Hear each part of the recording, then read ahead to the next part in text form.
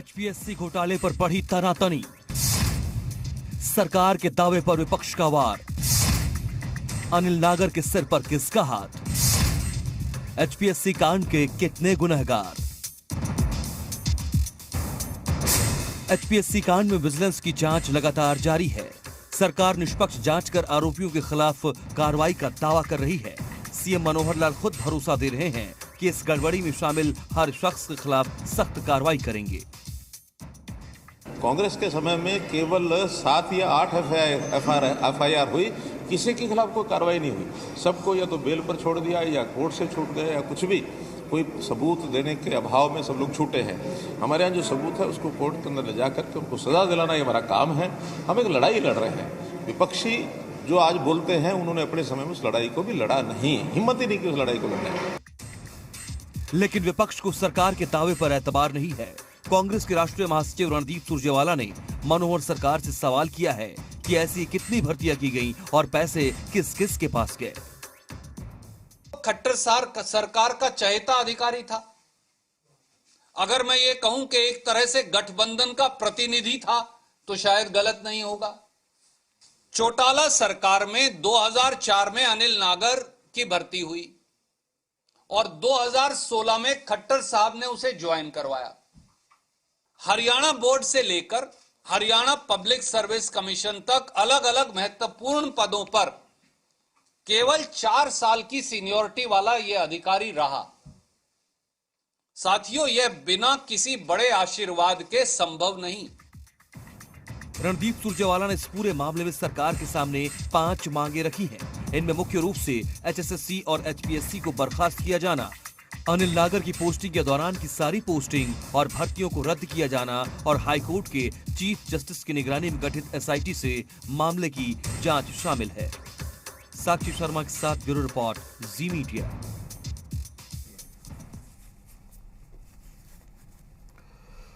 तो मसला बड़ा है और हरियाणा की सियासत में भूचाल की स्थिति बनी हुई है। ऐसी स्थिति में कि जब सरकार कांग्रेस को कोस रही है, उसके दिन याद दिला रही है, लेकिन यह भरोसा दावे के साथ दे रही है कि एक एक आरोपी को पकड़ेंगे और उसके खिलाफ कार्रवाई हमारी शुरू हो चुकी है। लेकिन कांग्रेस की तरफ से वार पर वार लगातार जारी है। आखिर नतीजा क्या होगा और जिस दिशा में यह मामला चल रहा है, जांच चल रही है, उसमें नतीजा क्या निकल सकता है, हम इस पर बात करेंगे। और क्या रुख है सरकार का, इस पर कितना ठोस और वजनदार कार्रवाई की उम्मीद बनती है, यह भी जानने की कोशिश करेंगे। अब रुख करते हैं हमारे खास मेहमानों का। आज की इस डिबेट में हमारे साथ कौन कौन लोग जुड़े हैं ये आपको बता देते हैं। हमारे साथ इस डिबेट में वंदना पोपली जी हैं बीजेपी से, बहुत स्वागत है आपका वंदना पोपली जी। हमारे साथ लाल बहादुर जी खुवाल जी हैं, आप कांग्रेस से हमारे साथ हैं। लाल बहादुर खुवाल साहब, बहुत स्वागत है आपका भी हमारे साथ इस डिबेट में। वंदना पोपली, बाजार सजी है हरियाणा में नौकरियों की, खर्ची पर्ची अटैची की स्थिति बनी हुई है। कांग्रेस वार पर वार लगातार कर रही है, लेकिन जवाब ये कि कार्रवाई चल रही है। और आपके समय में कितनी कार्रवाइयां हुई, क्या केवल इससे काम हो जाएगा? बिल्कुल काम नहीं होगा मनोज, इसलिए तो हम लोग है कि जहां पर एक्शन लेना है वहां पर एक्शन लिया जाएगा। मैं रणदीप सिंह सुरजेवाला जी को काम दे रहे थे, नए शब्दों का आजकल प्रयोग कर रहे हैं, मंडी की बिक्री की मंडी, इस तरह बोल रहे थे वो, और बात कर रहे थे। ये रणदीप सुरजेवाला जी हैं, 2 जगह से चाहते थे, अब कहीं के भी नहीं है तो फिर नए नए शब्द आज वो ढूंढते रहते हैं। तो मुझे लगता है कि ना हम उनको सीरियस लेते हैं, ना हमारी पार्टी सीरियस लेती है। विधानसभा में कभी वो दिखाई नहीं दिए, जहां पर प्रश्न पूछे जा रहे थे वहां पर दिखाई नहीं दिए। लेकिन आज ये दिल्ली में बैठकर, चंडीगढ़ में बैठ बड़े बड़े प्रश्न पूछ रहे हैं, और यहाँ पर जिस तरह से वो कह रहे हैं कि किसी बड़े आशीर्वाद के बिना संभव नहीं है। अपने समय में जो सरकारें चला करती थी वो परंपरा याद आ गई क्या, कि जिसमें सोनिया गांधी से लेकर राहुल गांधी से लेकर जो मुख्यमंत्री हैं प्रदेश के, वो सब बड़े बड़े घोटालों में जुड़े रहते थे, जिनका नाम आया है। और लगातार चाहे कांग्रेस की कोई भी सरकार रही हो, किसी भी प्रदेश में रही हो, या अगर मैं बात करूं केंद्र में सरकार रही हो, सभी में कहीं ना कहीं इनके बड़े नेताओं के नाम आए हैं। तो वो अपनी परंपरा याद करते हैं। सबसे पहली बात मनोज, मैं ये मानती हूँ कि हमने इस घोटाले को पकड़ा है, ये सबसे बड़ा हमारा पॉजिटिव पॉइंट है। हमें अगर पता चला कहीं पर भी कोई गड़बड़ हो रही है या कहीं पर भी कोई करप्शन है, क्योंकि हम जीरो करप्शन की नीति को लेकर चलते हैं, पूरा पारदर्शी सिस्टम की बात करते हैं, लेकिन कुछ कांग्रेसी मानसिकता वाले लोग अभी भी हैं जो कोशिश करते हैं। अब उस कोशिश को नाकाम करने का तरीका जो है हमारे पास ये है कि हम उनको पकड़ें और उनको हम सजा दिलवाएं। आप देखेंगे कि किस तरह से जांच चल रही है। अभी मुख्यमंत्री जी को भी आप सुन रहे थे, उन्होंने भी इस बात को कहा कि हमारा मुख्य जो एम है कि हम कैसे भी करके इनको पकड़े। अगर कहीं से भी ऐसा व्यक्ति है जो इन्वॉल्व होता है भ्रष्टाचार में तो उसको पकड़ने का काम हम करेंगे, उसको सजा दिलवाएंगे। बहुत बार प्रश्न उठा दिए जाते हैं, पेपर जो है वो लीक हो रहे हैं। हमने कभी नहीं मना किया कि भ्रष्टाचार की कोशिशें नहीं हो रही है, भ्रष्टाचार की कोशिशें जरूर हो रही हैं, लेकिन उसमें कोई भी ना तो हमारी पार्टी का नेता इन्वॉल्व है। और अगर कोई क्योंकि सरकार दो तरह से होती है, एक पॉलिटिकल होती है और एक परमानेंट एग्जीक्यूटिव होती है, जिसमें हमारे सारे अधिकारी आते हैं। तो अधिकारियों की तरफ से भी अगर कोई कोशिश होती है, क्योंकि उन्होंने 10 साल ऐसा समय देखा जब लगातार खुला भ्रष्टाचार हुआ करता था, तो कहीं ना कहीं वो कोशिश करते हैं। ठीक है, चलिए आपकी बात को आगे बढ़ा लेता हूं। वंदना पोपली जी, लाल बहादुर जी हमारे साथ हैं इस वक्त कांग्रेस से। सरकार अगर कार्रवाई कर रही है और अगर कहीं भी कोई कमी है, किसी तरह की स्थिति ऐसी है जहां पर जांच की जरूरत है, वो चीज चल रही है अगर, तो फिर कांग्रेस को इस पर यकीन क्यों नहीं है? ऐसा है मनोज जी, हमारे माननीय मुख्यमंत्री जी पिछले 7 साल से लगातार एक जुमला फेंक रहे थे और वाई लूट रहे थे, और उन्होंने एक ऐसा जुमला फेंका उससे लोग भी बड़े भ्रमित हुए। मेरिट, पारदर्शिता, बिना पर्ची खर्ची के ये सरकार भर्ती कर रही है। और कितनी बड़ी बात है कि हर पोस्ट के रेट फिक्स है। जुमला कैसे है? 25 वंदना, मेरी बहन वंदना जी, मेरी बहन वंदना जी, मेरी बहन सुन ले, मैं आपके बीच में नहीं बोला, वंदना जी, आप सुन ले प्लीज, मेरी बहन सुन ले। सुनने का आपको ट्रेनिंग मिली हुई है, आप ट्रेनिंग के तहत बोलते हैं, आप डिस्टर्ब करने का आपका मैं बताऊंगा। मैं आ रहा हूं, मुझे बोलने दे। अच्छा ठीक है बहन, ये सुन ली, डिस्क्लोजर स्टेटमेंट से ये अनिल नागर, मेरी बहन मैं बता रहा हूं, मैं वही आ रहा हूं।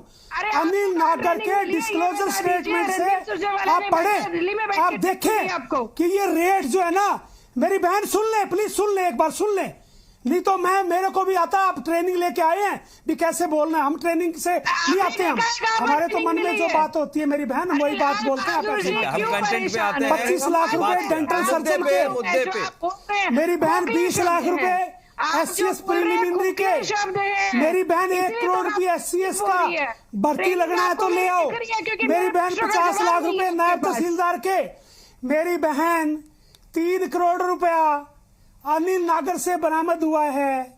आप मान जाएं, सुन लें थोड़ा सा, बरामदगी हुई है, एक SCS अधिकारी से बरामदगी हुई है। मेरी बहन जब है ना, जब कोई चीज मैं बता रहा हूँ, सुन लें, मैं बता रहा हूँ, एक भी घोटाला सरकार ने उजागर नहीं किया।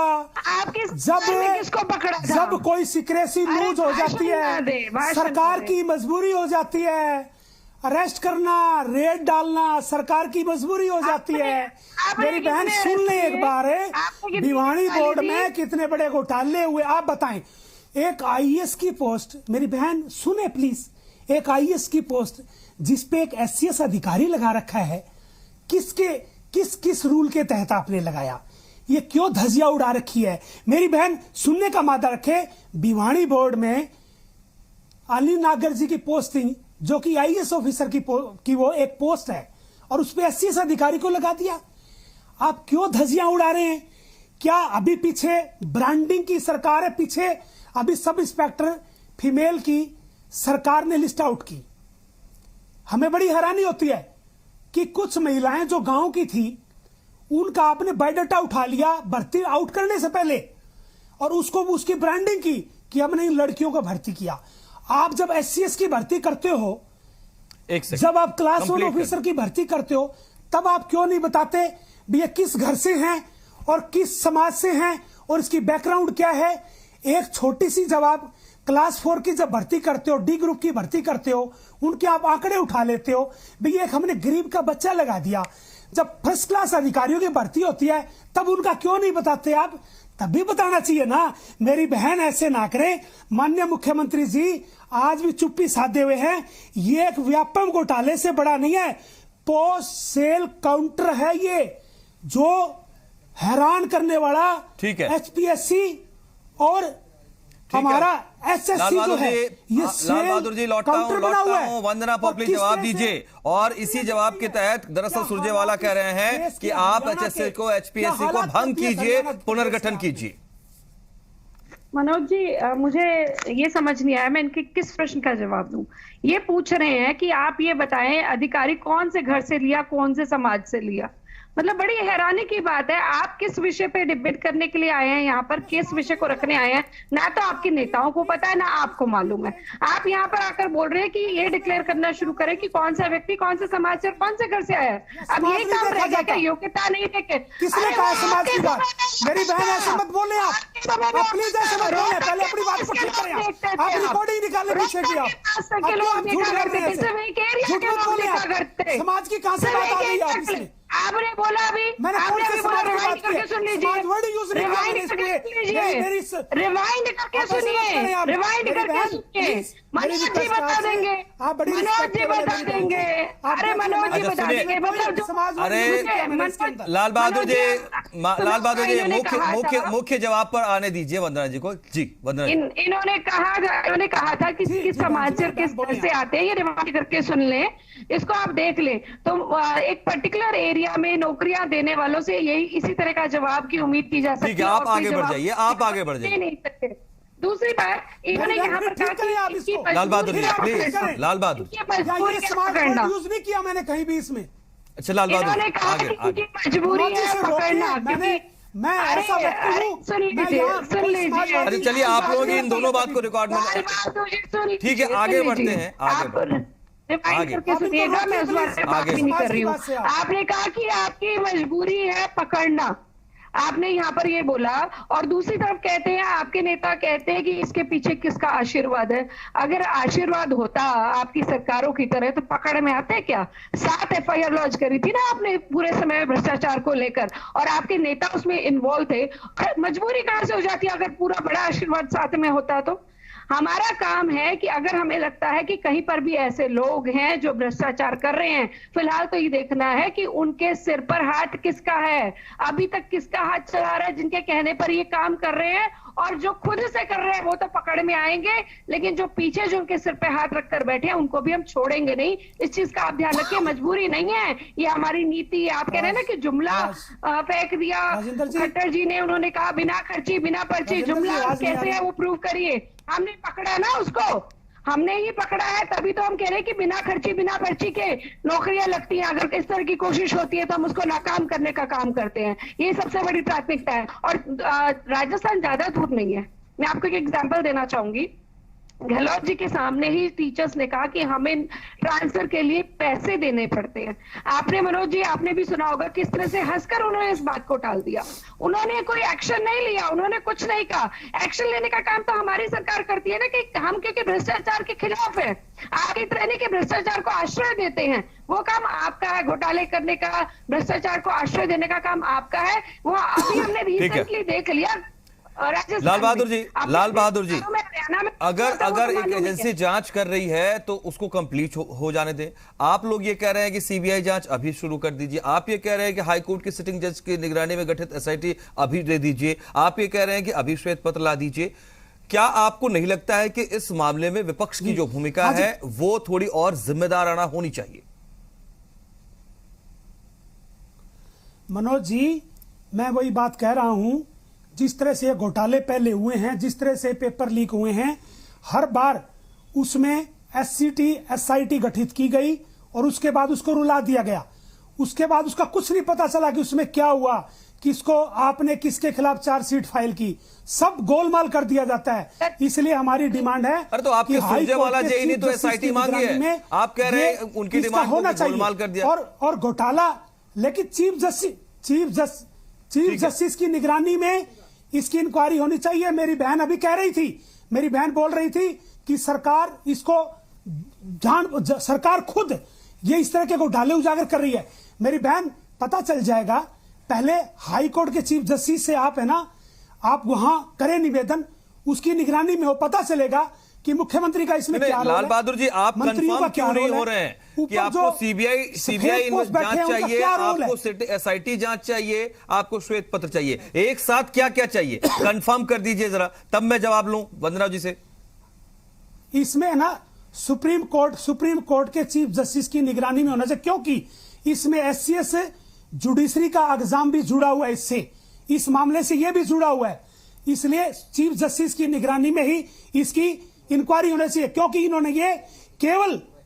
इन्होंने केवल सेल काउंटर खोला हुआ है, ठीक। पोस्ट सेल काउंटर बन गया और तुरंत भंग किया जाए एचपीएससी और एचएसएससी को तुरंत भंग किया जाए। अब मैं सवाल पूछूं? तब हम मानेंगे अब मैं कि सवाल सही जांच हो रही है। वंदना पोपली, अन्यथा आपकी एजेंसी पर 32 विश्वास पेपर लीक नहीं हुए, है, 32 एक मेरी बहन इंडिपेंडेंट 32 एजेंसी पेपर लीक चाहिए, हुए हैं, उस पर उनका भरोसा क्या करना हुआ चाहती है 32 पेपर्स कांग्रेस का? इस पर आप गरीब बीजेपी आदमी का को तो टेक। पकड़ लेते हैं। सर एक मिनट ना प्लीज ना, वंदना जी।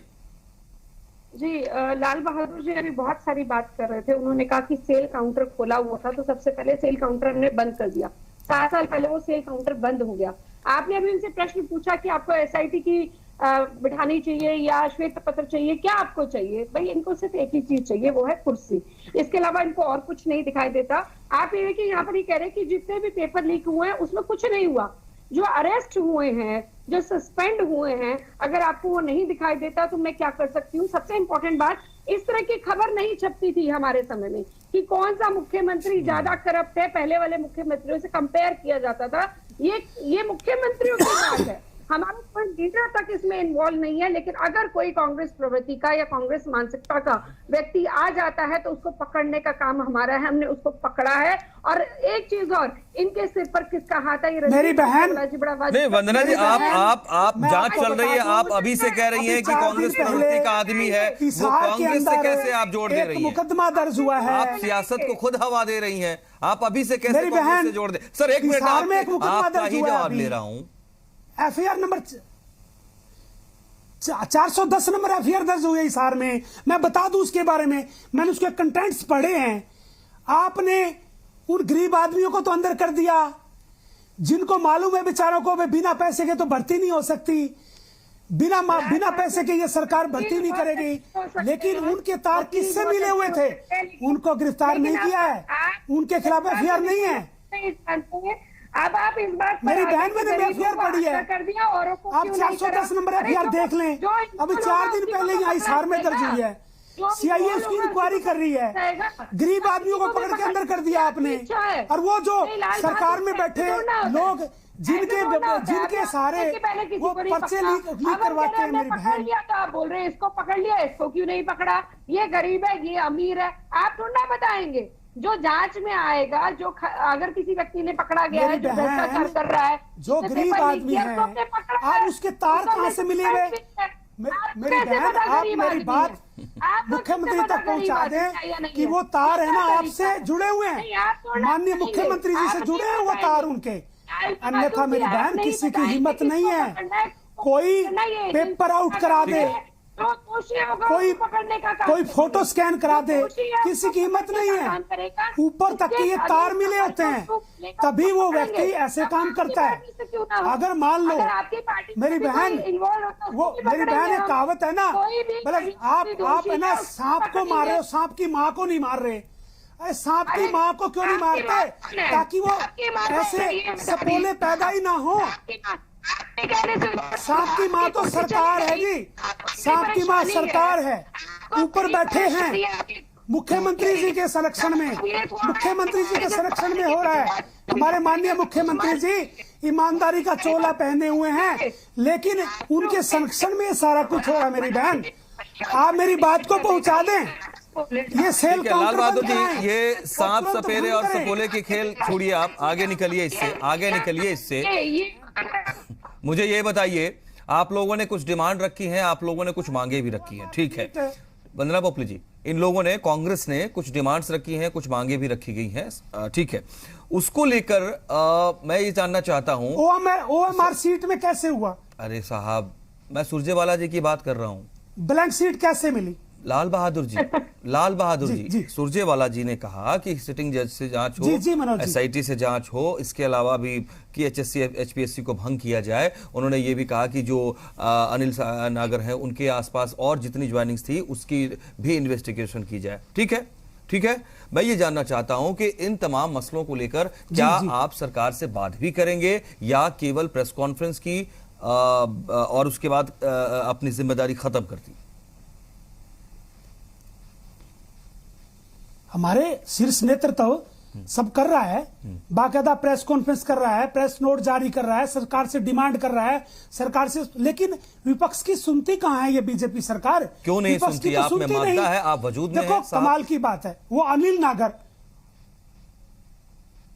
अनिल नागर जिसका स्ट्रांग रूम के पास कमरा है, वहां एक चिड़िया पर नहीं मार सकती, ओएमआर सीट वहां खाली मिली है। अच्छा सुनिए मेरी बात, अब आप जिस चिड़िया परिंदे की बात कह रहे हैं वो अगर शिकंजे में है, अब तो आपकी बात पूरी होनी चाहिए। अगर आप कुछ मांग रख रहे हैं वो क्यों नहीं पूरी हो रही है? क्या इसलिए क्योंकि कांग्रेस में धड़ेबाजी है, इसलिए उसको एकजुट होकर के आप सामने लेकर नहीं जा रहे हैं? ये केवल, आपसे जवाब लूं मैं वंदना जी, कांग्रेस की डिमांड पर सरकार का रुख क्या रहेगा? इसमें शासन की आपकी बात जिम्मेदारी है, आपकी बात पूछ रहा हूं। सरकार इन्वॉल्व है इसके अंदर। एक बार आपके पास कोई प्रूफ है या ऐसे हवा में मारेंगे सरकार इन्वॉल्व है?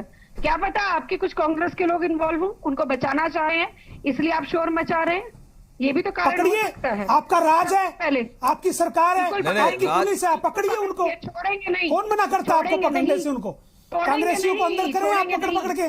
किसने मना किया आपको? भ्रष्टाचारियों नहीं छोड़ेंगे, ये ध्यान आपको किसने मना किया? जहाँ तक आप, कौन मना करता है आपको पकड़ने से?